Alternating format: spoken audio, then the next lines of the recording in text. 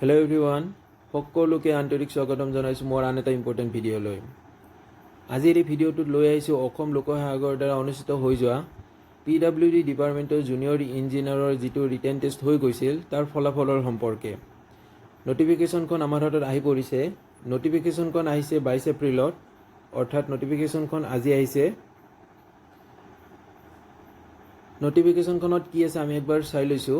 The Assam public service commission has shortlisted the following candidate for document verification in connection with the recruitment to the post of junior engineer mechanical under PWD department and PW building and NH department.